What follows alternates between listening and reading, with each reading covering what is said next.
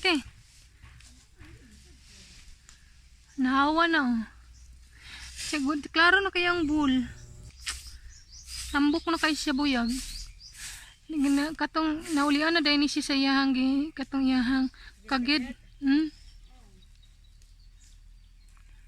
Naminaw po siya. Katulagang dito ni siya kang huwan. Dito ra po siya matog. So, hello. So, yan po. Magsurrogacy po tayo ngayon sa cows. Animal surrogacy. EI. So, high-tech na ngayon. Kailangan na magsurrogacy kasi ang hirap pag maghanap ka ng yung breeder. So, kailangan talaga high-tech na surrogate o EI na ang need. So, yan po, mas mabilis din maganda po yung niya lahi. So, yan surrogacy. So, EI, animal EI, cow or carabao, ganun po. So, lahat ng namin, cow at saka carabao is EI po talaga, surrogacy. Kasi mas mabilis at saka hindi po talaga mahirapan maghanap ng breeder. So, yan po, yun.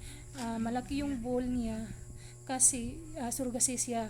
So, yan po ang Buffalo Carabao din, surrogacy din siya, EI. Mas maganda po siya kasi yung lahi niya mataas at saka magandang lahi kasi yung semelia niya ay from different country. Minsan din may New Zealand, minsan din yung iba-iba yung country, yun malaki, magandang niya, magandang lahi. Yan po ay Buffalo Carabao, surrogacy din siya. So yan po so kung mag-inquire kayo kung magkano yung surrogacy sa animal, sa Carabao at saka sa cow, mag-depende yan sa inyo kung magkano yung ibigay kasi mostly is government. So ito po is government po to.